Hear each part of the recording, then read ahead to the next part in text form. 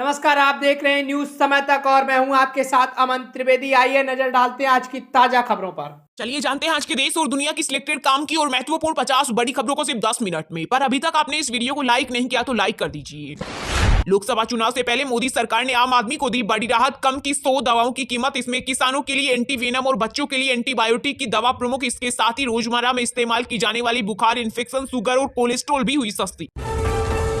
PM Surya Ghar मुफ्त बिजली योजना को कैबिनेट की मंजूरी। 1 करोड़ घरों को 300 यूनिट मुफ्त बिजली मिलेगी। सालाना 15,000 इनकम भी होगी। इस योजना पर 75,021 करोड़ रुपए होंगे खर्च। मोदी कैबिनेट की बैठक में लिए गए कई अहम फैसले। केंद्रीय मंत्री अनुराग ठाकुर ने प्रेस ब्रीफिंग में दी जानकारी।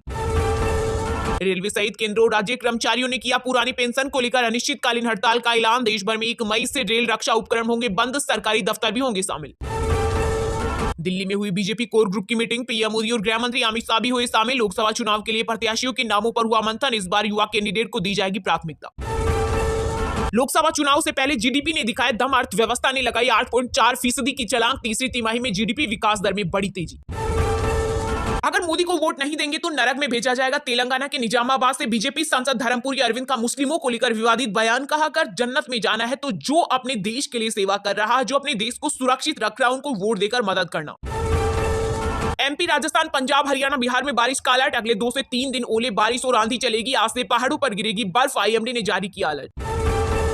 केंद्र सरकार ने जम्मू कश्मीर के 2 संगठनों पर लगाया बैन। पिछले 3 महीने में 4 ग्रुप्स हुए प्रतिबंधित। देश विरोधी गतिविधियों के चलते लिया एक्शन। संदेश खाली में महिलाओं से रेप का आरोपी शेख साजा गिरफ्तार। ईडी टीम पर हमले के मामले में टीएमसी लीडर पर एक्शन। कोर्ट ने 10 दिन की पुलिस हिरासत में भेजा। वहीं टीएमसी ने 6 साल के लिए पार्टी से किया सस्पेंड। कहा, बीजेपी सिर्फ बोलती है लेकिन तृणमूल जो कहती है वो करती है। वाराणसी के ज्ञानवापी के बाद अब राजस्थान के अजमेर में स्थित ख्वाजा की दरगाह के स्थान पर हिंदू मंदिर होने का फिर से दावा। महाराणा प्रताप सेना व हिंदू शक्ति दल ने की सर्वे की बैठक। आयोग ने जिला प्रशासन से मांगी रिपोर्ट। पीएम मोदी ने मध्य प्रदेश के लोगों को दी बड़ी सौगात। 17,500 करोड़ रुपए से अधिक की विकास परियोजनाओं का किया शिलान्यास और उद्घाटन। इसके साथ ही उज्जैन में विक्रमादित्य वैदिक घड़ी का भी किया लोकार्पण। इस वैदिक घड़ी के जरिए मुहूर्त भी देखे जा सकेंगे। नीतीश और जेडीयू इसी साल हो जाएंगे खत्म। बिहार के पूर्व डिप्टी सीएम और आरजेडी नेता तेजस्वी यादव बोले, चंडीगढ़ मेयर जैसे चुनाव हुए तो बीजेपी 400 क्या सभी सीटें जीतेगी। पाकिस्तान बीजेपी के लिए दुश्मन लेकिन हमारे लिए नहीं। कर्नाटक कांग्रेस के वरिष्ठ नेता बीके हरिप्रसाद के बयान पर छिड़ा विवाद। वहीं इस बयान पर बीजेपी ने राष्ट्र विरोधी भावनाएं उकसाने का लगाया आरोप। 2 से ज्यादा बच्चे वाले लोग सरकारी नौकरियां नहीं कर सकेंगे। सुप्रीम कोर्ट ने राजस्थान हाईकोर्ट का फैसला बरकरार रखा। कहा, नियम भेदभाव नहीं करता। होली के आसपास उत्तर और मध्य भारत के सभी राज्यों में झुलसाएगी लू। वहीं दक्षिण भारत में 4 डिग्री से 6 डिग्री रहेगा तापमान। तपिश का दौर चलेगा लंबा। मौसम वैज्ञानिकों का कहना है कि पिछले 2 वर्षों से फरवरी के तीसरे हफ्ते से तापमान बढ़ने का ट्रेंड दिख रहा है। मां बनने वाली है दीपिका पादुकोण। 2 महीने की प्रेग्नेंट है एक्ट्रेस। पोस्ट शेयर कर ड्यू डेट का किया खुलासा। लिखा, बेबी सितंबर 2024 में आने वाला है। गठबंधन मजबूत हुआ इसलिए आया सामान। दिल्ली नहीं जाऊंगा। अवैध खनन केस में सीबीआई के नोटिस पर बोले अखिलेश यादव। कहा, मामले की जांच लखनऊ में हो, मैं सहयोग करूंगा। लोकसभा चुनाव की गहमागहमी के बीच शिवसेना नेता संजय राउत के बिगड़े बोल। कहा, नई संसद एक 5 सितारा जेल की तरह है जहां आप काम नहीं कर सकते। जब हम अपनी सरकार बनाएंगे तो पुरानी संसद में संसद सत्र शुरू करेंगे। भारत की ब्रह्मोस मिसाइल का विश्व में बज रहा है डंका। कई मुस्लिम देशों में बड़ी डिमांड। भाजपा नेता बोले, जल्द पूरी दुनिया में छाएगा आत्मनिर्भर भारत। देश में एंटरटेनमेंट ब्रांड्स को तैयार करने के लिए रिलायंस और डिज्नी में हुआ करार। नए ज्वाइंट वेंचर में 11,000 करोड़ निवेश करेगी मुकेश अंबानी की कंपनी। डेरा सच्चा सौदा प्रमुख राम रहीम को बार बार पेरोल दिए जाने के मामले में पंजाब एंड हरियाणा हाईकोर्ट हुआ सख्त। कहा, भविष्य में नए दिए जाए पेरोल। 10 मार्च को करे सरेंडर। पीएम मोदी ने वीडियो कॉन्फ्रेंस के माध्यम से मॉरिशस में अपने समक्ष प्रविंद जगन्नाथ के साथ 6 सामुदायिक विकास परियोजनाओं का संयुक्त रूप से किया उद्घाटन। कहा, यह भारत और मॉरिशस के बीच मजबूत और दशकों पुराने विकास साझेदारी का प्रमाण। लोकसभा चुनाव में भाजपा को केरल में मिलेंगे 2-0। कांग्रेस नेता शशि थरूर बोले, बीजेपी यहां की संस्कृति और इतिहास नहीं समझती। पीएम मोदी ने केरल दौरे पर डबल डिजिट सीट जीतने की उम्मीद जताई थी। लोकसभा चुनाव से पहले आरएसएस ने तैयार की रणनीति। बीजेपी की तर्ज पर हर बूथ पर मौजूद होंगे स्वयंसेवक संघ के कार्यकर्ता। 17वीं लोकसभा में रिपोर्ट कार्ड में 29 सांसद पूरे समय मौन रहे। इनमें सोनिया गांधी और शत्रुघ्न सिन्हा शामिल। वहीं सवाल पूछने के मामले में महाराष्ट्र के एमपी अव्वल। जम्मू कश्मीर के मुद्दे पर भारत ने पाकिस्तान और तुर्की को यूएन में फिर सुनाई खरी खरी। कहा, अल्पसंख्यकों को लेकर पाकिस्तान का रिकॉर्ड खराब। जम्मू और कश्मीर पर बोलने का हक नहीं। पहले के एलजी सिर्फ नए काम नहीं करने देते थे, इन्होंने तो सब कुछ रोक दिया। विधानसभा में दिल्ली के उपराज्यपाल विनय कुमार सक्सेना पर भड़के सीएम केजरीवाल। वह दुनिया के सर्वश्रेष्ठ नेता और मैं उनका फैन हूं। US India strategic partnership forum के अध्यक्ष जॉन चेम्बर्स ने प्रधानमंत्री नरेंद्र मोदी की तारीफ। डीएमके कांग्रेस मिलकर भाषा, धर्म और जाति के आधार पर बांटो और राज करो का खेल खेल रही प्रधानमंत्री नरेंद्र मोदी ने तमिलनाडु में कहा। मथुरा स्थित श्री कृष्ण जन्मभूमि केस में मुस्लिम पक्ष ने इलाहाबाद हाईकोर्ट में रखा अपना पक्ष। 13 मार्च को होगी मामले की अगली सुनवाई। यूपी पुलिस भर्ती पेपर लीक मामले में एसटीएफ ने 4 आरोपियों को किया गिरफ्तार, जिनके पास से मार्कशीट, प्रवेश पत्र, ब्लैंक चेक और मोबाइल भी किए गए बरामद। गुजरात में सरकारी कर्मचारियों को सरकार का तोहफा, महंगाई भत्ते में 4% की बढ़ोतरी। चलिए अब जानते हैं जो आम आदमी के काम की और फायदेमंद खबरें हैं उनको विस्तार से। पर इससे पहले अभी तक आपने इस वीडियो को लाइक नहीं किया तो लाइक कर दीजिए।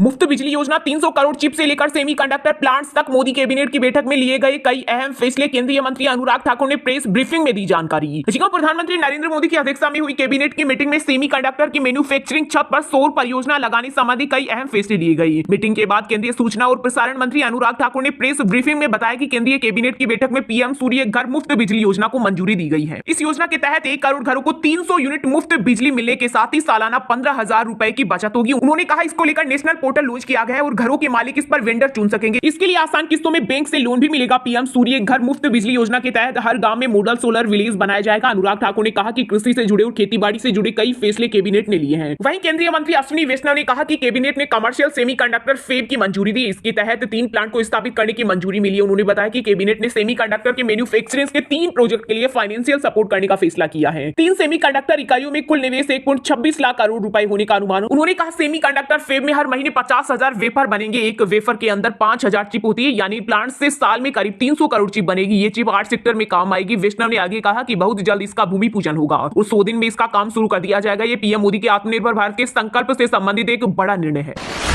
पुरानी पेंशन को लेकर अनिश्चितकालीन हड़ताल का ऐलान। देश भर में 1 मई से रेल, रक्षा उपक्रम होंगे बंद, सरकारी दफ्तर भी होंगे शामिल। देश में पुरानी पेंशन बहाली के लिए लंबे समय से संघर्ष कर रहे कर्मचारी संगठनों ने आखिर केंद्र सरकार को अनिश्चितकालीन हड़ताल का अल्टीमेटम दे दिया। शिव गोपाल मिश्रा की अध्यक्षता में हुई national joint council of action के 7 पदाधिकारियों की बैठक में यह तय किया गया है कि देश में 1 मई से अनिश्चितकालीन हड़ताल शुरू हो जाएगी। ट्रेन, डिफेंस इंडस्ट्री बंद हो जाएगी और केंद्र व राज्य सरकार के विभागों में कलम नहीं चलेगी। केंद्र सरकार को अनिश्चितकालीन हड़ताल का नोटिस 19 मार्च को दिया जाएगा। इसी तर्ज पर क्षेत्रीय कर्मचारी संगठन भी अपनी अपनी प्रशासनिक इकाइयों को हड़ताल का नोटिस देंगे। कमेटी ने तय किया कि पुरानी पेंशन बहाली के लिए अब अगला कदम देश में अनिश्चितकालीन स्ट्राइक के तौर पर उठाया गया है। एनजेसीए कमेटी के पदाधिकारियों का कहना है कि अगर इस अवधि में पुरानी पेंशन बहाल नहीं होती है तो देश भर में अनिश्चितकालीन हड़ताल शुरू हो जाएगी। इस स्थिति में रेल संचालन और रक्षा क्षेत्र के उद्योग सहित तमाम सरकारी विभागों में कामकाज बंद हो जाएगा। वहीं एआईडीईएफ के महासचिव सी श्री कुमार ने कहा कि लोकसभा चुनाव से पहले पुरानी पेंशन लागू नहीं होती है तो भाजपा को उसका खामियाजा भुगतना पड़ेगा। उन्होंने कहा कर्मियों, पेंशनरों और उनके रिश्तेदारों को मिलाकर यह संख्या 10 करोड़ के पार चली जाती है। चुनाव में बड़ा उलटफेर करने के लिए यह संख्या निर्णायक है। देश के 2 बड़े कर्मचारी संगठन रेलवे और रक्षा ने अनिश्चितकालीन हड़ताल के लिए अपनी सहमति दे दी है। दरअसल केंद्र एवं विभिन्न राज्य सरकारों के कर्मचारी पुरानी पेंशन बहाली के लिए गत वर्ष से ही आंदोलन कर रहे हैं। कर्मचारी संगठनों ने विभिन्न तरीकों से अपनी बात सरकार तक पहुंचाने का प्रयास किया है।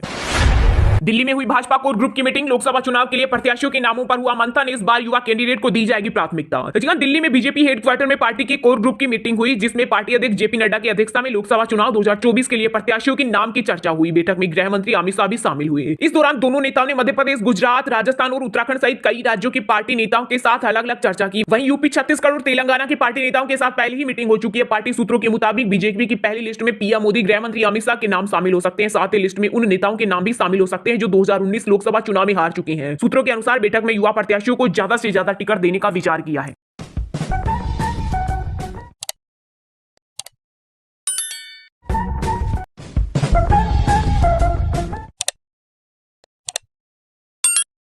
फिलहाल खबर में इतना ही। तब तक के लिए देखते रहिएगा न्यूज समय तक और दीजिए यानी हमें यानी कि अमन त्रिवेदी को इजाजत। नमस्कार।